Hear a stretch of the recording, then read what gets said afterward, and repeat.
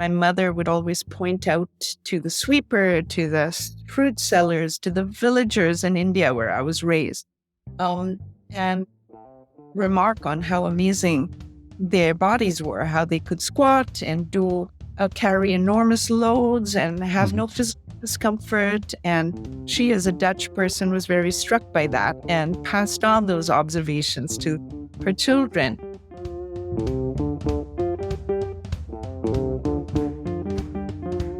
Welcome to Push to Be More with me, your host, Matt Edmondson. Now, this is a show that talks about the stuff that makes life work. And to help us do just that, today I'm chatting with Esther Gokhale from Gokhale Method Enterprise about where she has had to push through, what she does to recharge her batteries, as well as what more looks like for her.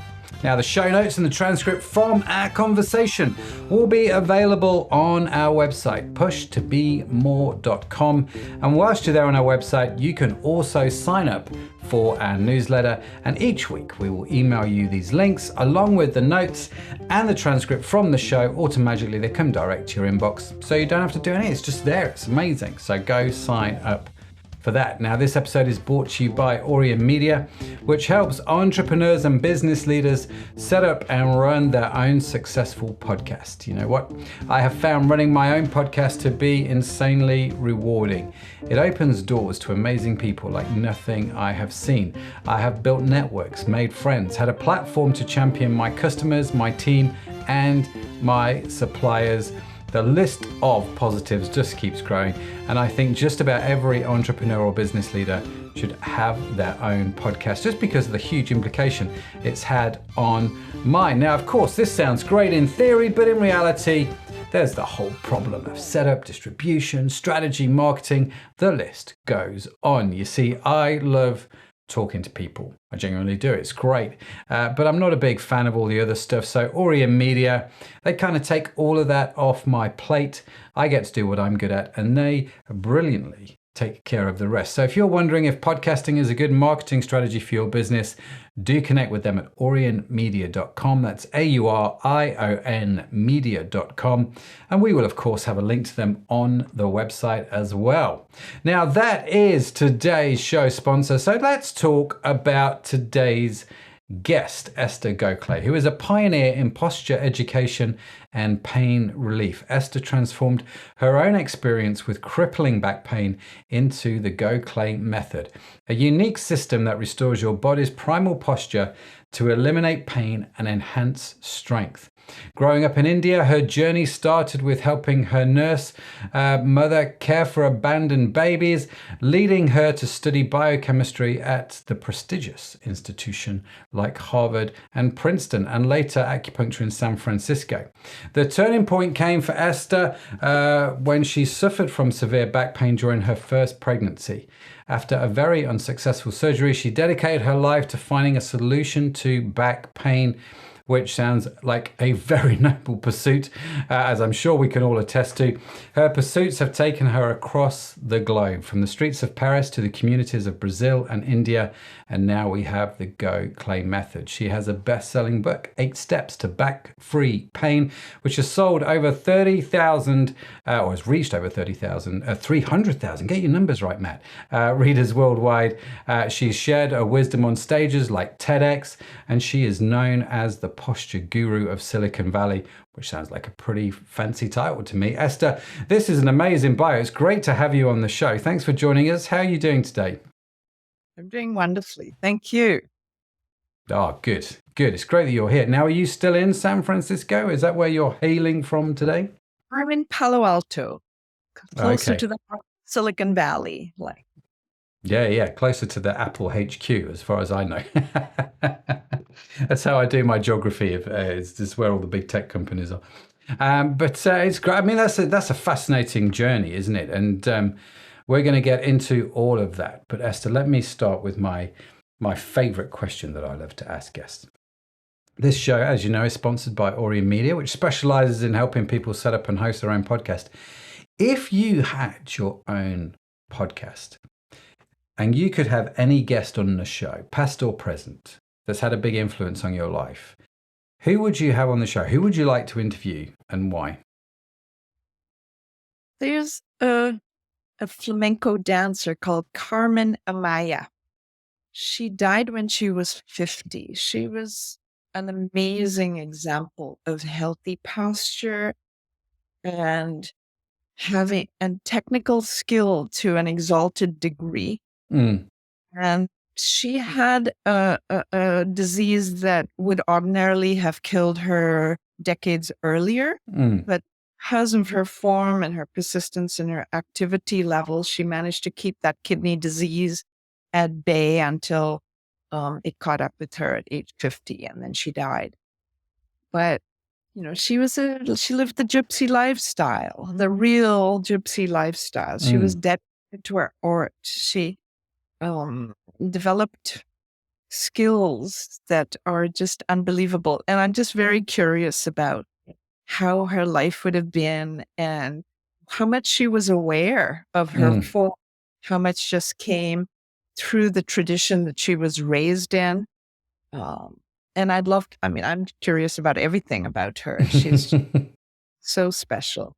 So a flamenco dancer is it's not the usual answer, Esther. I'm not going to lie. It's quite. So why a flamenco dancer? Is it just purely because of her posture and your work with posture, or do you do this kind of dancing yourself? Is there a passion there, and what's the link? So I have discovered dance to be the best possible way to revisit posture. Okay. Here's a first pass at learning how to do everyday life activities: sitting, standing, bending, lifting, walking, lying in improved ways. And then you need to revisit those principles. You need to keep in mind how to keep the back elongated, how to have the feet shaped just so, how to externally rotate the legs, how to have the pelvis anteverted. And there are only so many sitting lessons or standing lessons I would want to subject anybody to.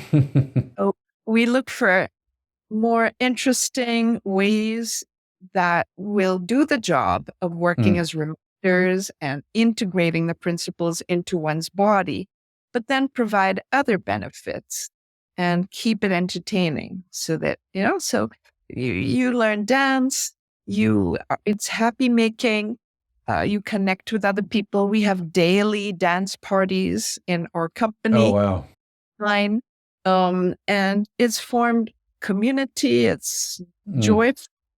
So, I think dance is just a very, very special way that we happen to use as a reminder system to revisit all these techniques that we teach people that help them be out of pain. So it's entertaining, it's educational, it deepens. And so that's one reason I choose Carmen, who is an amazing dancer.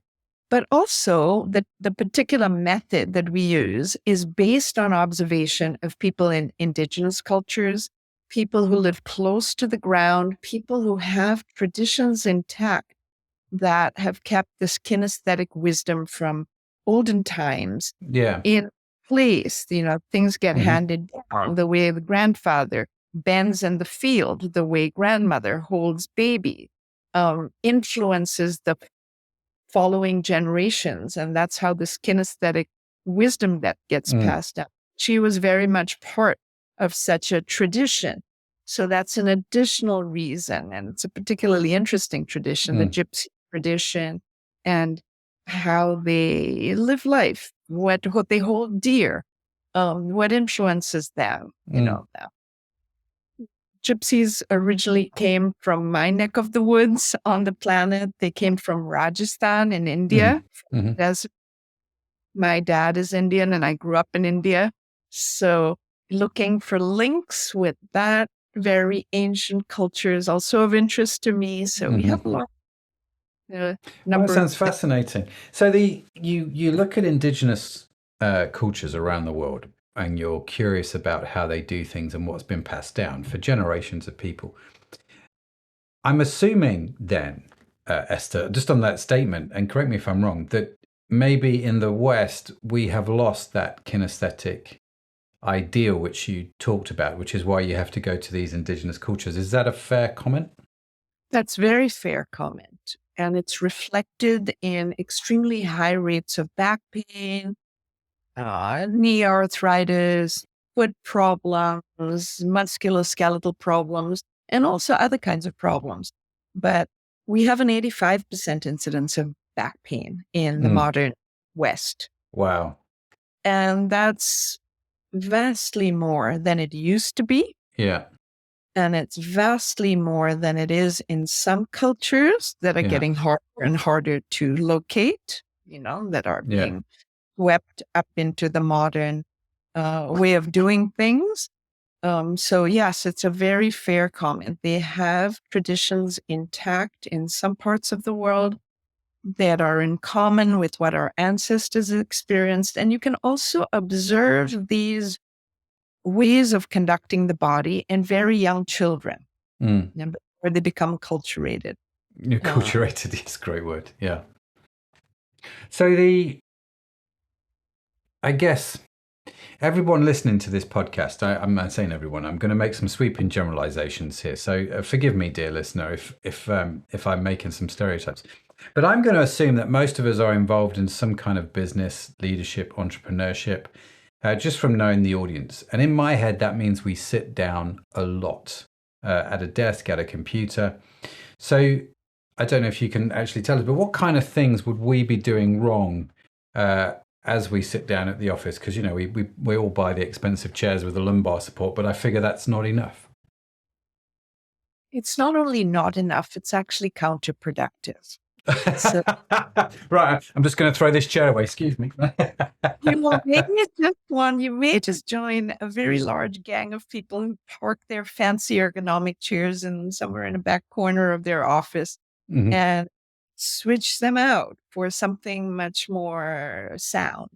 So all the modern ergonomic chairs are based on a paradigm that describes the human spine as being S-shaped.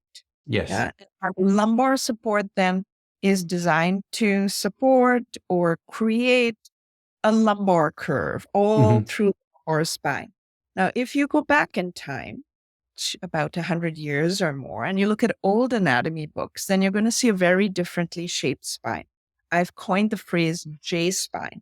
So J-shaped as opposed to S-shaped has much more curvature where the bottom meets the back and much less curvature, almost no curvature in the upper lumbar area. And I claim that J-shaped spine makes a lot more sense, honors the discs, the cylindrical discs in the lumbar area with the cylindrical home, and vertebral space to fit properly into. It honors the vertebrae by lining them up and providing pressure to the body of the bones, which prevents osteoporosis, rather than jamming the edges together in exaggerated curves, which leads to lend towards arthritic changes. So people end up with stenosis and hypertrophic lipping and all kinds of arthritic changes in their spines by the time they're 50. And degeneration in the discs. And it's so common that we have taken to just calling it normal. Right. But that's not really fair. If we go in time, we can see that our genetic heritage is perfectly adequate and that we could be differently stacked and it's growing much higher level of spinal health. And then we wouldn't be tempted into dealing with all this plethora of problems that we don't know how to deal with by calling them normal and just, throwing in an pill or two. This whole business about sitting being so bad for us is another thing I challenge. There have been studies done on Indigenous people, the Hadza people in East Africa in particular, that show from using sensors on their body that they sit as much as we do, an average of 9 hours a day, but they sit differently than we do. Okay. And they don't have the problems we have. And I claim that it's the shape of their spine that they conserve through their sitting. Now, their sitting is different. Every culture has different ways of sitting, bending, squatting, so on. But they don't have problems. We do in great abundance.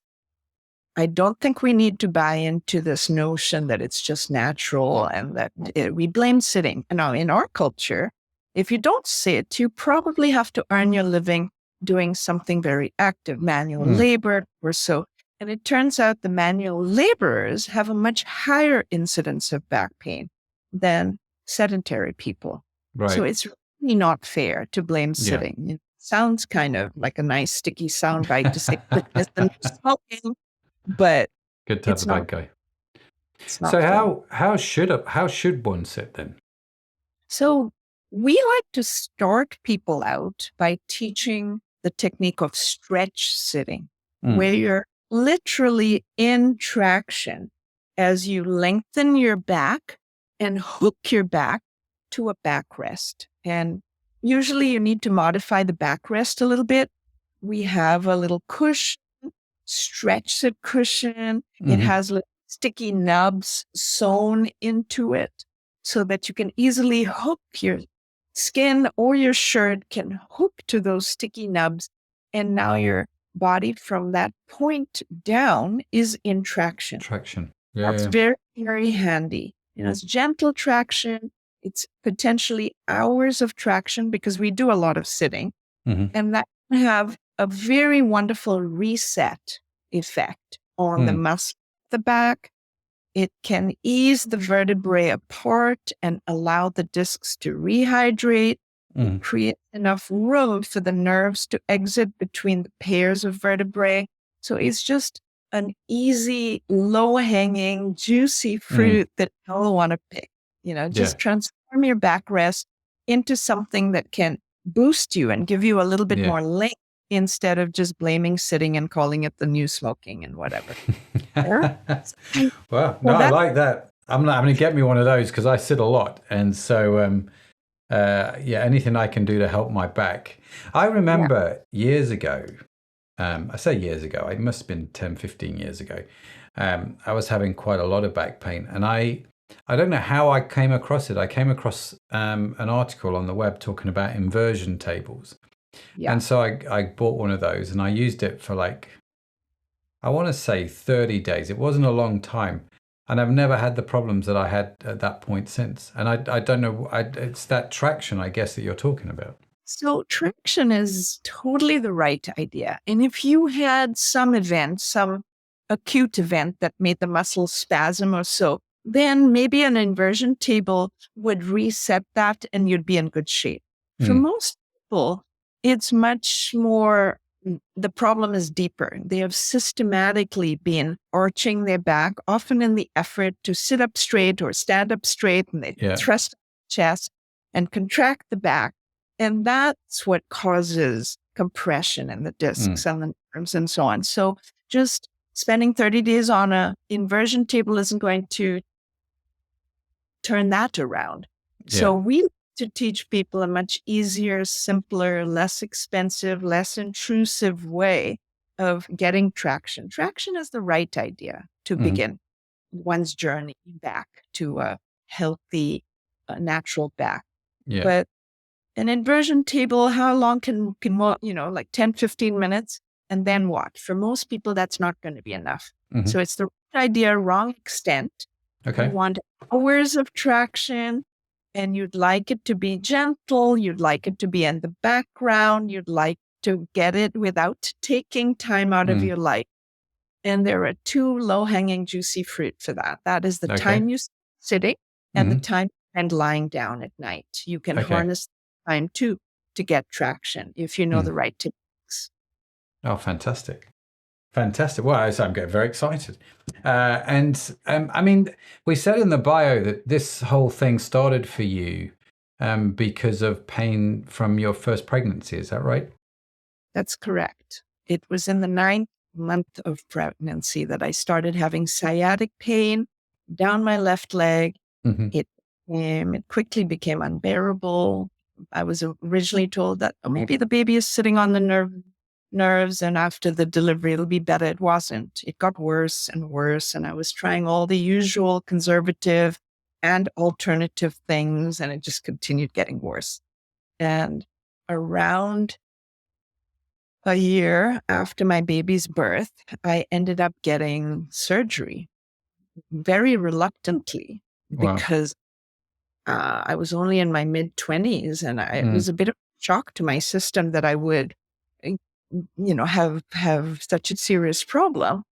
But nothing was working. I wasn't able to sleep at night because of the pain. I didn't want to take meds because I was nursing my baby. But I was trying all the usual physical therapy, chiropractic, acupuncture, stretching, strengthening, etc., and just not getting anywhere. And the surgery helped. But a year after, I had the same disc, L5S1, reherniated. And now they wanted to offer me another surgery. So as far as I was concerned, surgery had failed, and multiple back surgeries in your mid-20s doesn't bode well for the later part of your life. So it was a very big shock to my system, and I was casting an ever wider net. And the things that made most sense to me were things that work on your own structure rather than looking for yet another Band-Aid fix. Yeah. It's and I was very influenced by my childhood. My mother would always point out to the sweeper, to the fruit sellers, to the villagers in India where I was raised, and remark on how amazing their bodies were, how they could squat and carry enormous loads and have no physical discomfort. And she, as a Dutch person, was very struck by that and passed on those observations to her children. And so when I got in trouble with my back, the things that resonated for me were things that similarly observed people who don't have problems with their back, have pain. What are they doing differently? How can I copy those things? And could I enjoy the same high level of function and lack of pain? And that avenue made sense. I pursued that with quite some motivation. I was my own guinea pig.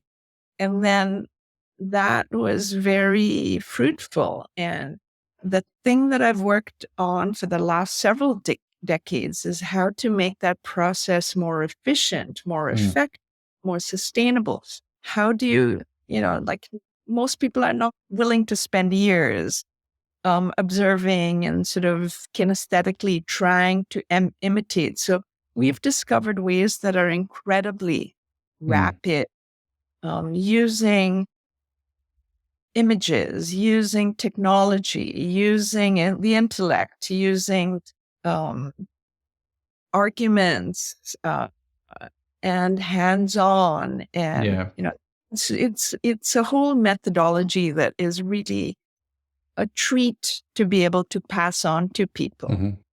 More than half our students will use the word life-changing spontaneously on about what they learned in a weekend. So it's very cool. I imagine it is, especially if you're dealing with chronic back pain, which I imagine quite a lot of people are. A lot of people are, and they've even given up looking for solutions because they've tried so many things, and maybe they helped a little bit for a while, helped at the margins. So there are a lot of people in the woodwork that aren't even actively looking anymore because they've hoped and had their hopes dashed. And that roller coaster of being hopeful and then having your hopes dashed is very emotionally costly. So people are kind of given up, and we're being told that it's normal to have some degree of back pain. It's normal to have degenerated discs. It's normal to have arthritic changes in the spine. So people have kind of adjusted down. Their expectations are very low. So one of our challenges in our company with all our teachers around the world is to encourage people to hope, to dare to hope. Yeah, dare to dream, right? Yeah. So the So this method then, this company that you've built up, sort of testing, refining, teaching, testing, refining, teaching, the techniques that you have to help people with their backs. What's your, sorry?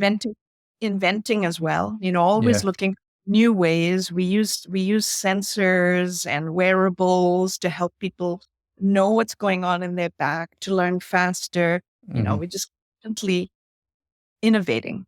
Yeah, keep pushing the boundaries. How's your business journey been? I mean,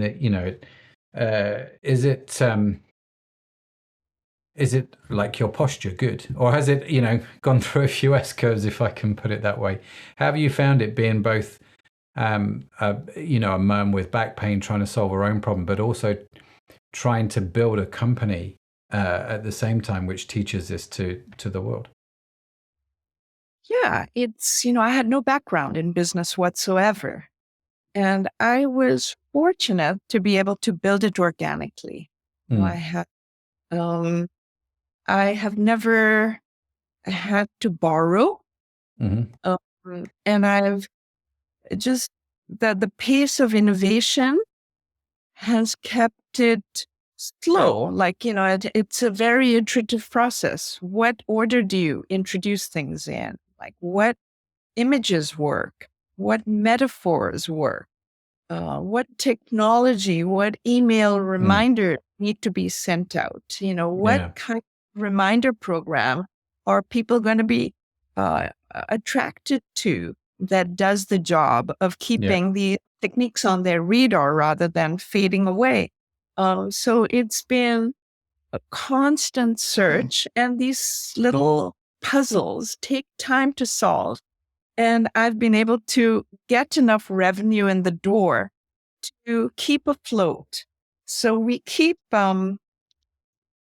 raising the visibility, raising the number of employees that work in the company as we figure out more things. Along the way, we've developed less than a dozen products. It's never been a very product heavy company. And I've had the luxury of not needing to be profit driven. So we've been able to be quite conscientious about just putting efforts into what works. And, we've never had a marketing professional. The total, like 6 as well, and, that's a missing piece in the company. We've put it all into better ways to learn, and we've had the luxury of being able to do that. Somewhere along the way, we've attracted the chief of physical medicine and rehab of a major teaching university. And this month, we're actually beginning with a randomized controlled trial comparing the Gokhale Method with physical therapy for effectiveness. Oh, wow. Very exciting. Yeah, Yeah. raised 350,000 in donations so that the study could happen.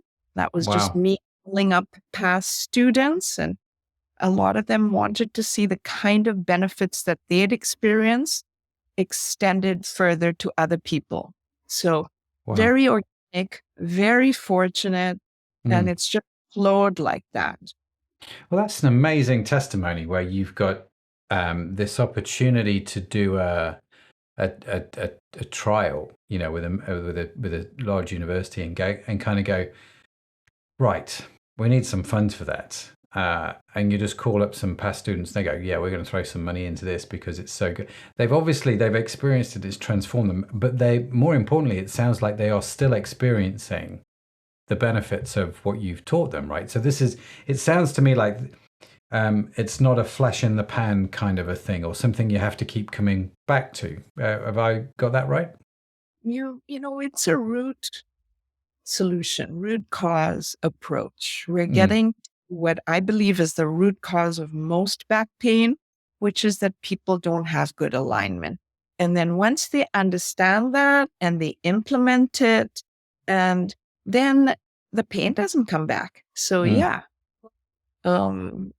people are very, very like, yeah, they find it transformative. They find it life-changing. It truly is.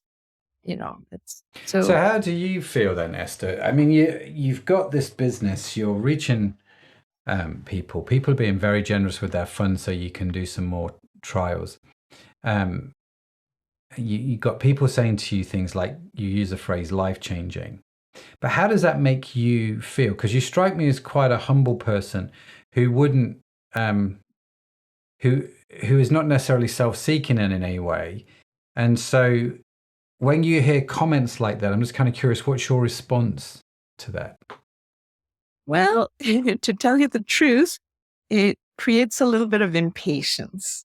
Because I think this approach needs to be mainstream. It needs to be much more widespread. We've sold 300,000 copies of the book. I'm supposed to be happy with that, but I know how many hundreds of millions of people are suffering with this problem. So it's just a very tiny percentage of people who need it. And so we have an easier time getting donations than we have reaching new people. Wow. It's like once people have experienced our work, they're really, really keen. And people will often say, oh, I wish I had known about this 10 years earlier. But to reach entirely new people takes a set of skills, that we haven't really mastered. So maybe one day we will. Let's put that next on the list of, things to solve, next on the list. So it strikes me that, you see, I sell, Esther, one of the products I sell, I have it in front of me, is omega-3. So this is one of the supplements we sell on our store. You can't see that because the camera's not focusing. There we go. So this is omega-3. It's an omega-3 capsule that is vegan certified. There are all kinds of great stories behind this product. The thing about this product, Esther, is if somebody wants to buy omega-3, the chances are they're going to take the product and they're going to want to buy it again and again and again and again. So we have this business model where a significant portion of our turnover is repeat sales. So I know the lifetime value of my customer, for example, is way more than the value of the first order, because they just, if you make a good product, they keep coming back. Yeah. How have you navigated that? Because if this is, you come to us, you fix the problem, and at the same time, your problem is finding new people. I'm like, how have you navigated that problem? Because when I put those two things together, it sounds to me like it's not that straightforward. Yeah, you've hit the nail on the head. We actually solved the problem. And so, repeat customers aren't to be had, really. Now, there is one thing that works in our favor, which is that people do need reminders. And we've finally figured out an offering to provide them these reminders. And it's a subscription. And they pay less than $1 a day, and they get like 17 live classes a week. It's kind of unheard of. It's a crazy good value. But that is the only part of our business that has repeat customers. The original courses, people usually take once, although it would be good for them to take even the basic courses in more than one format, maybe twice or thrice, but then that's it, So it is the challenge. Now, on the flip side, back pain is the number one cause of global disability.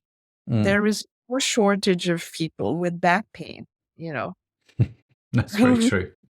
So if we could get the word out enough, we should flood it. When my daughter first went to med school, and she had been a teacher for us, and she was in the segment about physical medicine and rehab. And she called me. She said, Mom, people should be banging down your door.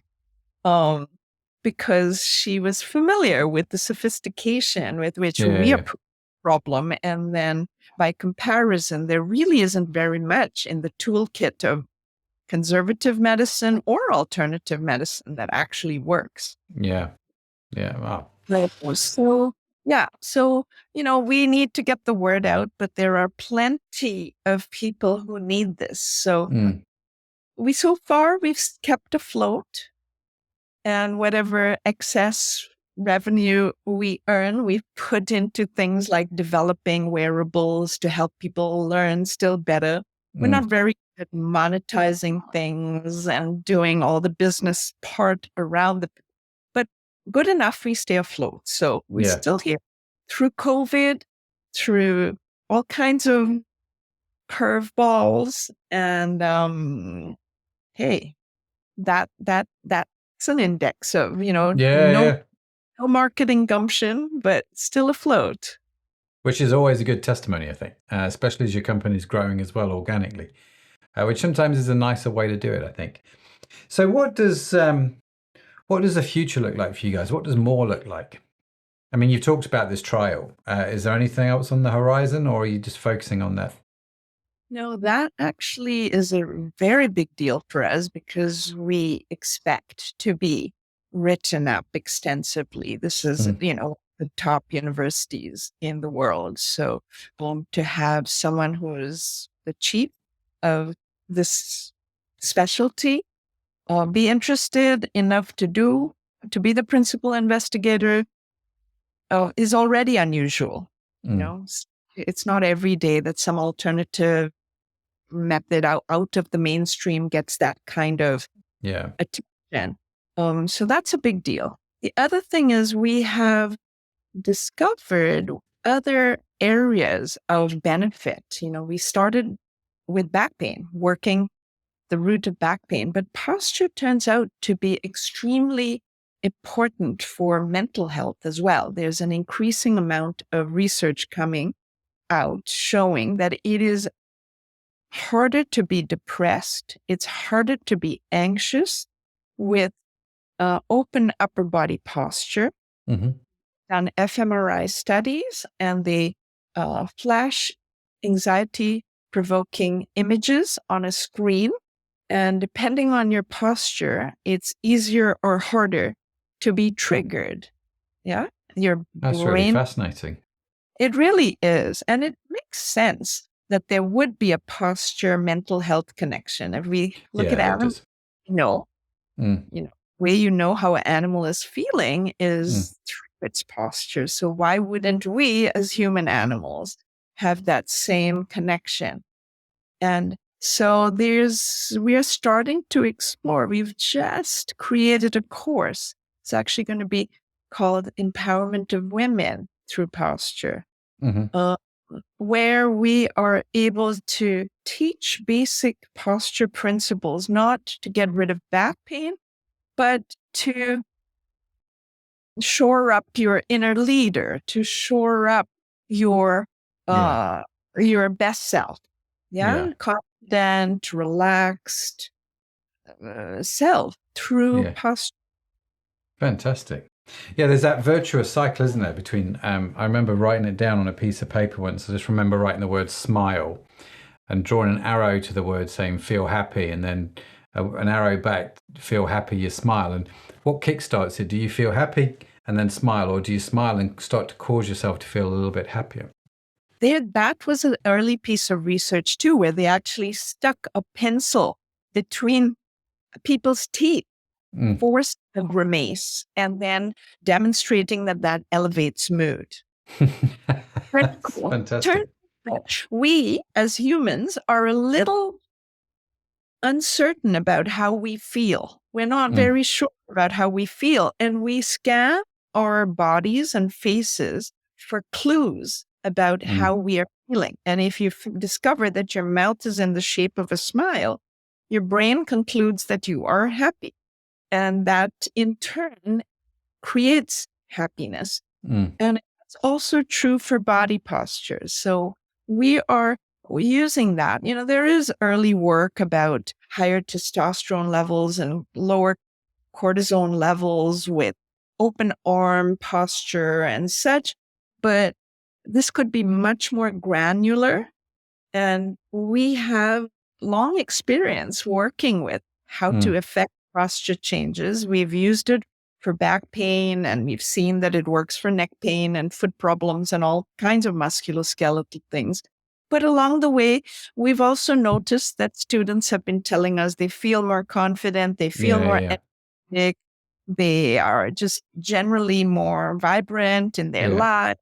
And so now we're starting to collect that observation and use similar techniques to help in this emotional health direction. It's very exciting. Wow. Yeah, it sounds fascinating. Sounds fascinating. Right, Esther, listen, a slight change of tact. We're going to do the question box now. So this is the random question that everybody, when they come on the show, they dread. For some reason, I don't know why. I find it quite exciting. Yeah, I know, it's just really funny. So you're going to tell me when to stop as I flick through the cards. Wherever we stop, that's the question we're going to ask. That's the only rule. Here we go. Yes, that's the one I want. Right that there. One there? Okay. Yep. That's exactly the one. Let me read the question. Let me just get my head around this. It's a long question. Oh, okay. Okay. So, if you were in a city and had to choose between a good meal and a bad hotel, or a bad meal and a good hotel, which would you prefer?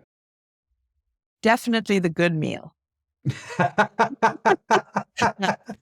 They're modulo. The bad hotel doesn't have cockroaches and so on, but that's the way I've always traveled. I travel all over the world, and I always travel modestly with rooms and totally splurge on food. On food. That's really funny. And you see, my response to that question is, why can't I have a good meal and a good hotel? Hotel, there we go. I struggle with questions like that. What do you mean I can't have both? I want my cake and I want to eat it. Why can't I? What's wrong with you people? I figure if this is a destination I'm interested in, I'm going to spend extremely little time at that hotel. Absolutely. I'm out and about eating those just meals, among other things. So yeah, I'm with you. I travel a lot, and I've been in 5-star hotels, and yes, they're nice, but it's neither here nor there. I'm quite happy to spend the night in, a Holiday Inn, as long as the bed's clean, because you're gonna go in there, you're gonna go to sleep, right? No. Is it a clean bed with a nice pillow? Yes or no? That's all I need. And in fact, there was a chain of hotels in England that did really well called the Premier Inn. On the basis of that, we're going to be cheap, but we're going to be clean, and you're going to get a good night's sleep. But there's no fancy nonsense. And you're like, I don't need that. And they do really, really well. And so I'm with you. I'm like, yeah, as long as I've got a clean bed, I'm happy. I'm a happy man. The bathrooms are important too. Yeah, even that. As long as there's a shower, I'm okay. As long as there's some base level of hygiene, I'm okay. But yeah, traveling in places like Village, India, and Thailand, and Africa, and Ecuador. So cleanliness in the bathrooms isn't a given. So it's very true. Very true. What's the best place you visited on Earth? If you were just like, if there was only one place that you could go back to again, where would it be? Oh, wow. I would like to go back to Burkina Faso. Okay. It used to be called Upper Volta. It's right under the Sahara, inland, West Africa. And that was just an eye-opening experience for me. People have very, very little, and it makes the bonds between people all the more important. Yeah. They don't have private property to protect and to create a lot of social layers around protecting. So people can be very open. There's nothing to lose. And that very, very profound for me. Yeah, it's Burkina Faso is a beautiful part of the world. My friend, very good friend of mine, does some charity work over there, and every year he goes over and builds stuff over there, which is great. And in fact, tonight I was having dinner with a friend of mine from the DRC, from the Congo, and we've been working. Not we personally. I mean, he in that area of the Congo where he is built a hospital. Oh. and they've got thousands of amazing stories. And you just kind of think, and he was saying to me, he said, you know what? He said, whenever you go and buy a coffee from Starbucks and it's $5, he said, that can feed a family for weeks.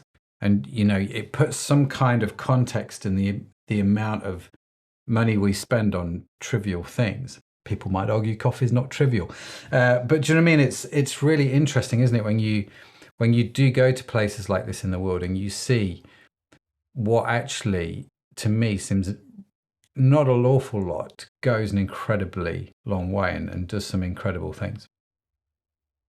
Your friend is very brave. That's an area where there's a lot of strife. Yeah, I hesitate. Yeah, 20-year war. Yeah.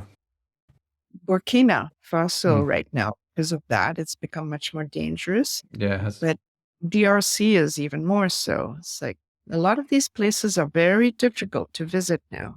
Yeah, they are. And trying to get charity and aid into them is not always straightforward, but we seem to be doing okay. And I just love the bones off this guy. He's been staying at my house for the last 10 days. We brought him over to the UK. And yeah, just what a legend he is. And so I was just intrigued when you said Burkina Faso and the work that was going on over there. I'm like, yeah, I totally get what you're saying. Esther, listen, this has been a fascinating conversation, one which I've thoroughly enjoyed. Likewise. If I want to find out more about the course, the wearables, the tech, if I'm sitting here in my chair going, I think I need to sort my alignment and posture out, how do I get hold of you? What's the best place for me to start? The best place by far is our website. And it has a difficult spelling, Gokhale Method. You've got it there on your webcast, but it's spelled Gokhale method.com. And that's where we have free workshops for online for the public. We have all our teachers around the world offer free workshops in their localities. That's the best place to find it all. Fantastic. The GokhalemMethod.com. We will, of course, link to that in the show notes. Gokhale, spelt Gokhale, as we would say here in Liverpool. And so, yeah, fantastic.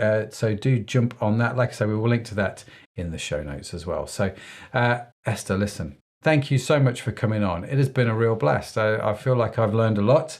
And I'm inspired by your story and what you've been through, what you're going through to try and get this method out there and to help people with like me that sit in very awkward positions.